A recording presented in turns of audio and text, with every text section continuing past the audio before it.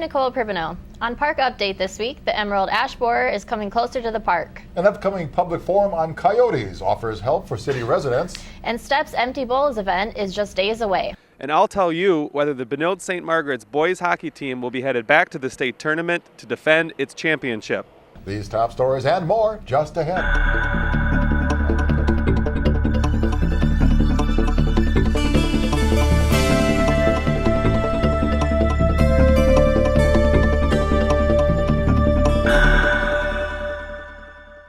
A great opportunity for all of us to enjoy a simple meal and give back in the park is just days away.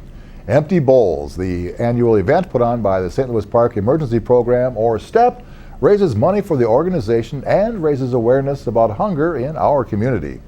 Guests can enjoy a meal of soup and bread from local restaurants, enjoy entertainment, and take home an artistic empty bowl of their own. The Empty Bowl is meant to symbolically remind people of those who struggle to find regular meals.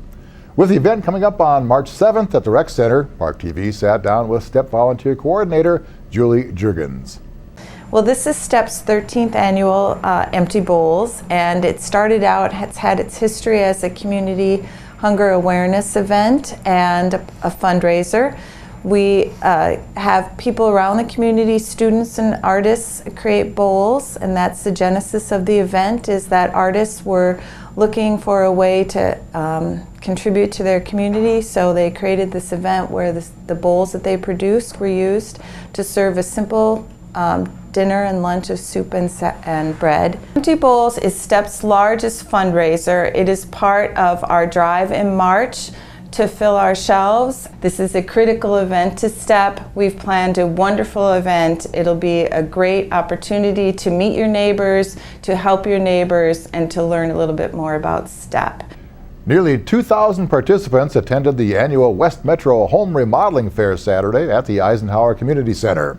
Fairgoers attended free informational and how-to-do-it seminars, talked with vendors about remodeling ideas and plans. Well, the gutter helmet has been out for over 30 years. It's a two-piece system. It can be installed on existing rain gutters, or we also sell jingle gutters to go along with the system. You can do the entire system or do it in segments. And one lucky person walked away with $1,000 to help with their home remodeling project. Susan Bloyer of St. Louis Park will use her Operation Rescue Room windfall to remodel her bathroom. Come learn from the city's environmental coordinator, Jim Vaughn, about the current invasive pests, what you can do about them, and many other interesting landscape topics at the Spring Landscaping Workshop. Explore the latest trends in sustainable landscaping and environmentally friendly gardening techniques. This free workshop will be held on Tuesday, March 5th from 7 to 8:30 p.m. in council chambers. The City of St. Louis Park is once again offering trees for sale at a discounted price. Beginning March 1st, each resident may purchase up to 3 trees for only $35 each. Trees are ordered through the city's program partner, Tree Trust, and will be offered while supplies last.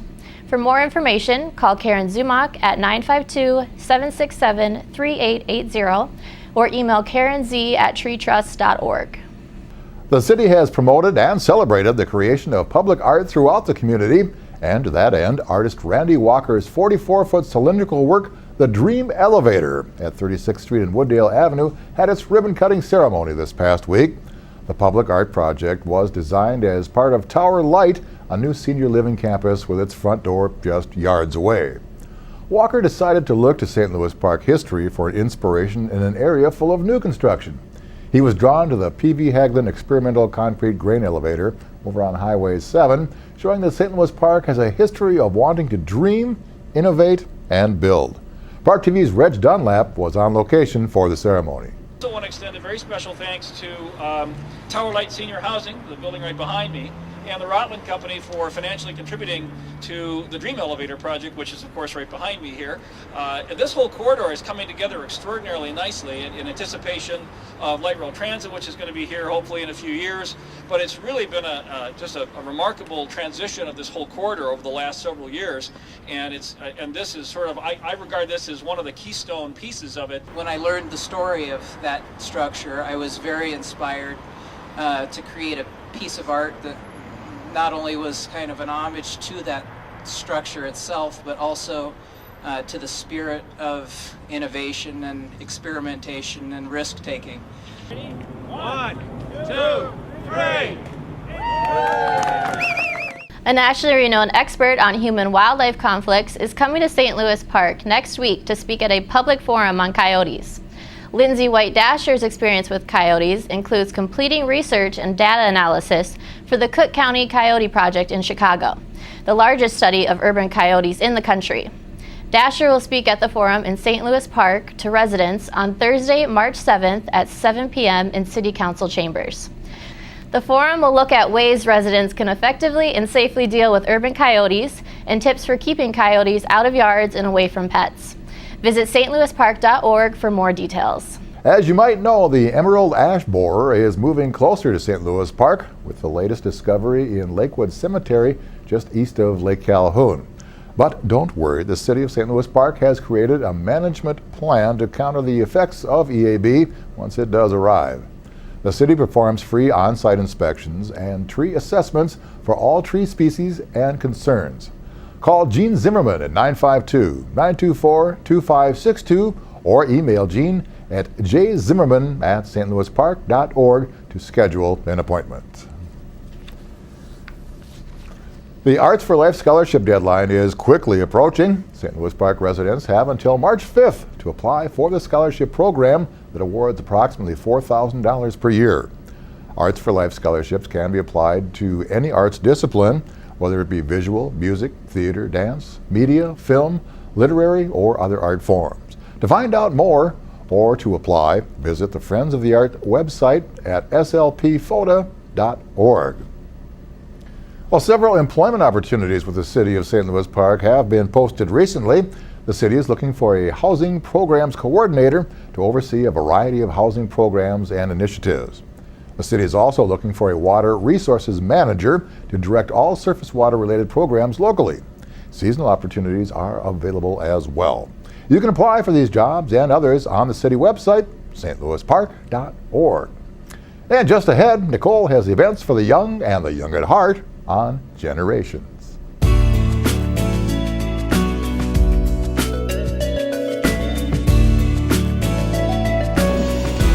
The Benilde St. Margaret's Knightheads varsity jazz dance team took second place in the state Class AA competition February 15th at the Target Center.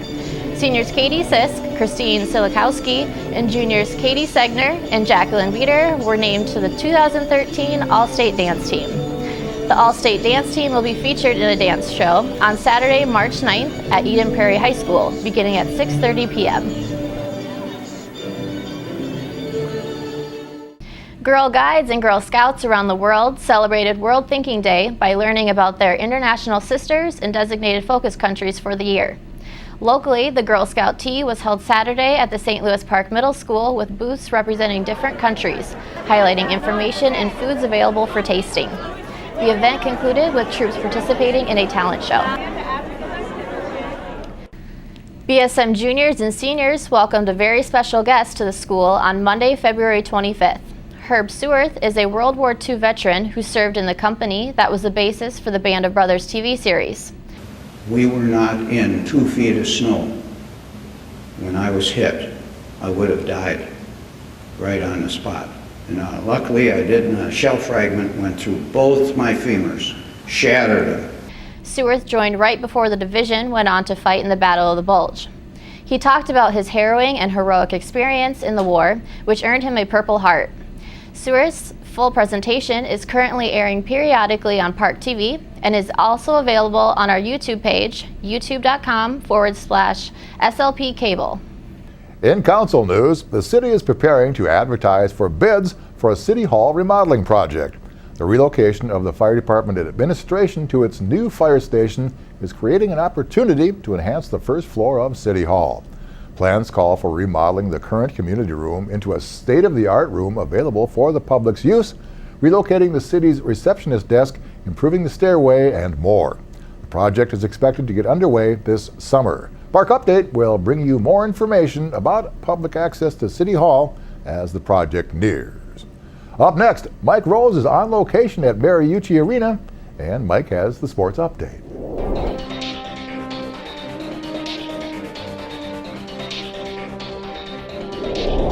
Repeating as champion can be one of the hardest things to do in sports, as Benilde St. Margaret's found out last night. The Red Knights took on Wayzata in the Section 6AA Championship here at Mariucci Arena, home of the University of Minnesota men's hockey team. Benilde got off to a great start, scoring about 7 minutes in for a 1-0 lead. Wayzata would tie it in the first, but Benilde scored early in the second for a 2-1 advantage. But that's when things started to change. Wayzata scored twice in the second period for a 3-2 lead. Then, the Trojans would dominate the third with 2 more goals for a 5-2 victory and the state tournament berth. Chase Jungles scored both goals for the Red Knights in the loss. Also in sports this week, the St. Louis Park boys basketball team has been nearly perfect in the North Suburban Conference. Their only stumbling block? Robbinsdale Cooper, twice. Fast break. Here's Cullen. Got under. The Orioles fell to Cooper for the second time this season on Tuesday, this time at home. The two teams went back and forth in the first half, but Cooper entered the break with a 6-point lead. Park played even with Cooper in the second half, but couldn't trim any points off the lead. The Orioles would fall 77-71. DJ Pollard led Park with 27 points. Rashad Vaughn, who is one of the top players nationally in the class of 2014, led Cooper with 24. With the win, Cooper secured the NFC Championship, while the Orioles will finish second. I'm Mike Rose, and that's your sports update in the Park.